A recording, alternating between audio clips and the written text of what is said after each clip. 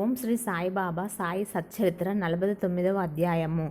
హరికానోబా సోమదేవ స్వామి నానాసాహెబ్ చాందోర్కర్ కథలు. వేదములు పురాణములు బ్రహ్మమును లేదా సద్గురువును సరిగా పొగడలేవు. అట్లయినప్పుడు మా వంటి మూర్ఖులు సద్గురువగు సాయిబాబును ఎట్లా వర్ణించగలరు? ఈ విషయంలో మాట్లాడక ఊరుకొనుటయే మేలని తోచుచున్నది. మౌనవ్రతంను పూనుకొనుటయే సద్గురువుని సృష్టించుటకు తగిన మార్గమని తోచును. కానీ సాయిబాబా సుగుణములను చూచినచో మా వ్రతమును మరచి మమ్ములను మాట్లాడినట్లు ప్రేరేపించును. మన స్నేహితులు కానీ బంధువులు కానీ మనతో లేకున్నచో మంచి పిండి వంటలు కూడా రుచించవు. కానీ వారు మనతో ఉన్నచో ఆ పిండి వంటలు మరింత రుచికరములగును. సాయి లీలామృతం కూడా అట్టిదే. దీనిని మనం ఒంటరిగా తినలేము. స్నేహితులు బంధువులు కలిసినచో చాలా బావుగా నుండును. ఈ కథలను సాయిబాబా ప్రేరేపించి వారి ఇష్టానుసారం మాచే వ్రాయించెదరు.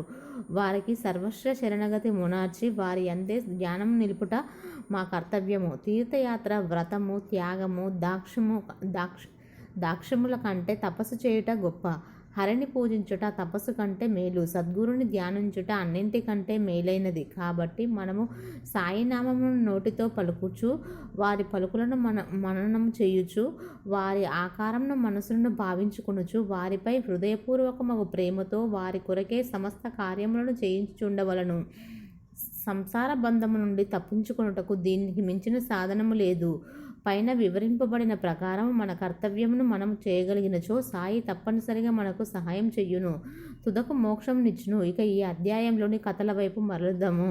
హరికానోవా అను బొంబాయి పెద్ద మనుషుడొకడు తన స్నేహితుల వల్ల బంధువుల వల్ల బాబా లీలలు అనేకములు వినను కానీ నమ్మలేదు. కారణమేమన్నా అతనిది సంశయ స్వభావము. బాబాను స్వయంగా పరీక్షించవలనని అతని కోరిక. కొంతమంది బొంబాయి స్నేహితులతో అతడు షిరిడీకి వచ్చెను. అతని తలపై జలతారు పాగా ఉండెను. అతనికి పాదములకు కొత్త చెప్పులుండెను. కొంత దూరము నుండి బాబాను చూసి బాబా వద్దకు పోయి సాష్టాంగ నమస్కారం చేయవలని అనుకునను.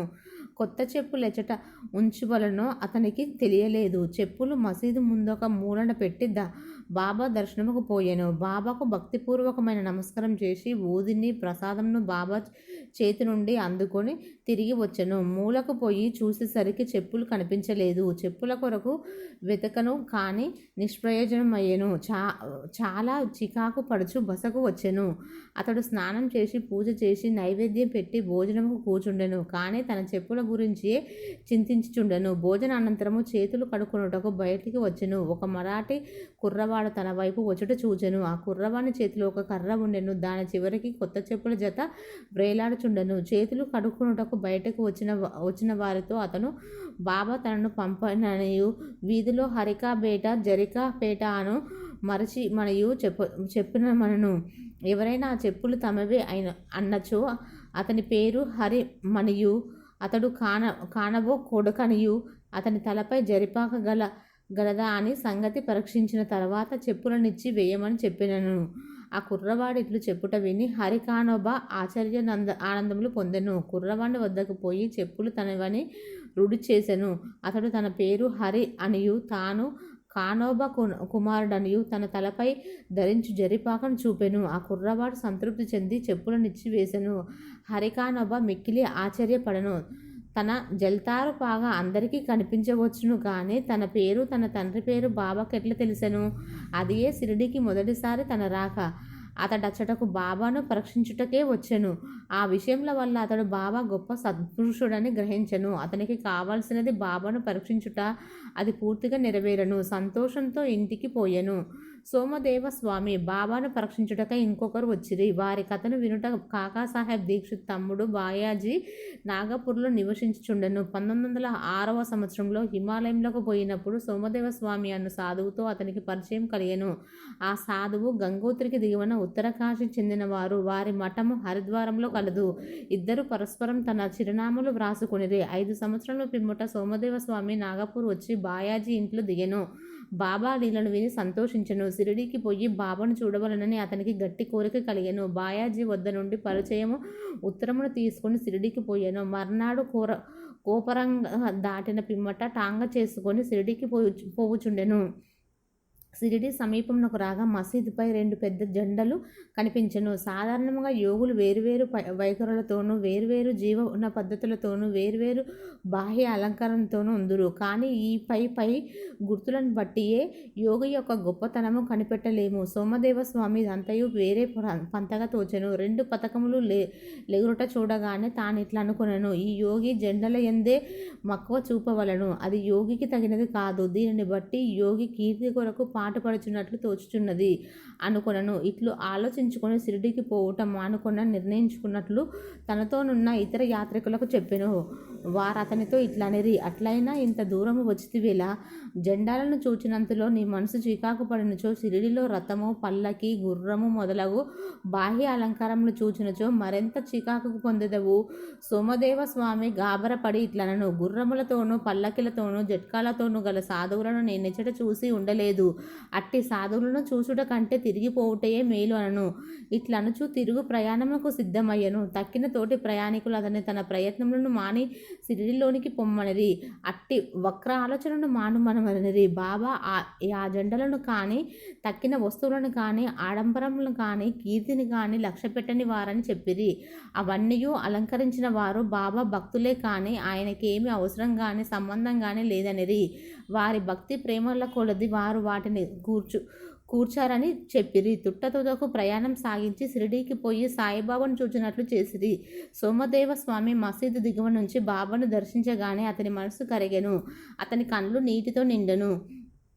గొంతుక ఆర్చుకుని పోయెను. ఏచట మనసు శాంతించి ఆనందం పొంది ఆకర్షించబడెను అదే మనము విశ్రాంతి పొందవలసిన స్థలమని తన గురువు చెప్పిన దానిని జ్ఞప్తికి తెచ్చుకొనెను. అతడు బాబా పాదధూళిలో దొర్లుటకు తహతహలాడెను. బాబా దర్శనం కొరకు దగ్గరికి పోగా, మా వేషం మా దగ్గరనే ఉండని, నీ ఇంటికి నువ్వు పొమ్ము, తిరిగి మసీదుకు రావద్దు. ఎవరైతే మసీదుపై జెండా వేయుచున్నారో అట్టి వారి దర్శనం చేయనెలా?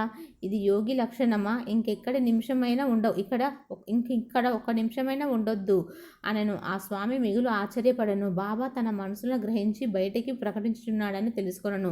అతడెంత సర్వజ్ఞుడు, తాను తెలివి తక్కువ వాడైనను బాబా మహానుభావుడని గ్రహించెను. బాబా కొందరిని కౌగిలించుకొనుట, కొందరిని ఆశీర్వదించుట, కొందరిని ఓదార్చుట, కొందరి వైపు దాక్షిణ్యంతో చూచుట, కొందరి వైపు చూసి నవ్వుట, ఊది ప్రసాదములు కొందరికిచ్చుట, ఇట్లు అందరినీ ఆనందింపజేసి సంతృప్తి పరచుట చూసి తనకొక్కరినే ఎలా ఇంత కఠినముగా చూసిండునో అతనికి తెలియకుండెను. క్షణమునే ఆలోచించి బాబా చేయనంతయు తన అంతరంగమున్న దానితో సరిగ్గా ఉండెనని గ్రహించెను. దానివల్ల పాఠం నేర్చుకుని వృద్ధి పొందుటకు ప్రయత్నించవలనని గ్రహించెను. బాబా కోపము మారు రూపంలో ఉన్న ఆశీర్వాదమే అనుకొనెను. కొన్నాళ్ల పిమ్మట బాబా యందు అతనికి నమ్మకం బలపడెను. అతడు బాబాకు గొప్ప భక్తుడాయెను. నానా సాహెబ్ చందర్కర్. ఈ అధ్యాయంను హేమత్ పంత్ నానా సాహెబ్ చందర్కర్ కథతో ముగించెను. ఒకనాడు నానాసాహెబ్ మసీదులో మహల్సాపతి మొదలగు వారితో కూర్చొని ఉండగా బీజీపూర్ల నుండి ఒక మహమ్మదీయుడు కుటుంబంతో బాబాను చూచుటకు వచ్చెను. అతనితో గోషా స్త్రీలుండుటచే నానాసాహెబ్ అచ్చటి నుండి లేవలించెను. కానీ బాబా అతన్ని నివారించెను. స్త్రీలు వచ్చి బాబా దర్శనం చేసుకునేది. అందులో ఒక స్త్రీ ముసుగు తీసి బాబా పాదములకు నమస్కరించి తిరిగి ముసుగు వేసుకొనెను. నానాసాహెబ్ ఆమె ముఖ సౌందర్యములను చూసి మరల చూడగొనెను. నానా యొక్క చాంచల్యంను చూసి స్త్రీలు వెళ్ళిపోయిన బిమ్మట బాబా నాన్నతో ఇట్లనను, నాన్న, అనవసరంగా చికాకు పడుచుంటివెలా? ఇంద్రియములను వాని పనులను చెయ్యనిమ్ము. వానిలో మనం జోక్యం కలుగు చేసుకోకూడదు. దేవుడు ఈ సుందరమైన ప్రపంచంను సృష్టించున్నాడు గాన అందరిని చూసి సంతోషించుట మన విధి. క్రమముగాను మెల్లగాను మనసు స్థిరపడి శాంతించును. ముందు ద్వారము తెరిచి ఉండగా వెనక ద్వారము గుండా పోనెలా? మన హృదయము స్వచ్ఛంగా ఉన్నంత వరకు నేమియూ దోషం లేదు. మనలో చెడ్డ ఆలోచనలు ఏర్పడినంత ఇతరులకు భయపడనెలా? నేత్రములు వాని పని వానికి నెరవేర్చుకొనవచ్చును. నువ్వు సిగ్గుపడి బెదరనెలా? శ్యామ్ అచటన ఉండెను. కానీ బాబా చెప్పిన దాన్ని గ్రహించలేకపోయాను. ఇంటికి పోవు దారిలో శ్యామ్ ఈ విషయమై నాన్నని అడిగాను. ఆ చక్కని స్త్రీ వైపు చూసి తాను పొందిన ఆ చంచలత్వమును గురించి నాన్న చెప్పాను. బాబా దానిని గ్రహించి ఎట్లు సలహానిచ్చెనో వివరించెను. బాబా చెప్పిన దాని భావము నాన్న ఇట్లు చెప్పదొడంగెను.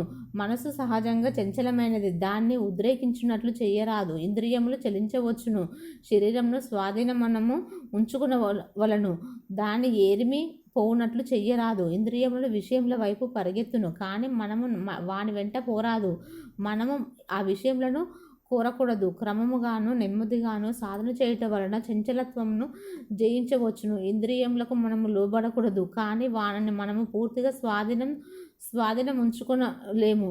సమయానుకూలంగా వానిని అణచి సరిగ్గా నుంచుకొనుచుండవలెను. అందమైన వానిని చూచుట కొరకై ఇవ్వబడినవి. విషయములు సౌందర్యములను నిర్భయముగా చూడవచ్చును. భయమునకు గాని లజ్జకు గాని అవకాశం లేదు. దురాలోచనలు మనసునందు ఉంచుకొనరాదు. మనసును ఎట్టి కోరికయు లేక భగవంతుని సుందరమైన సృష్టిని చూడుము. ఈ విధముగా నింద్రియములను సులభముగాను సహజంగాను స్వాధీనం చేసుకొనవచ్చును. విషయము అనుభవించుటలో కూడా నువ్వు భగవంతుని జ్ఞప్తి ఉంచుకొనదవు. బాహ్యేంద్రియములు మాత్రం స్వాధీనం ఉంచుకొని మనసును విషయముల వైపు పడిగించినచో వానిపై అభిమానం ఉండవచ్చునచో చావు పుట్టుకలకు చక్రం నశింపదు. ఇంద్రియ విషయములు హానికరమైనవి. వివేకము సారథిగా మనసును స్వాధీనం ఉంచుకొనవలను.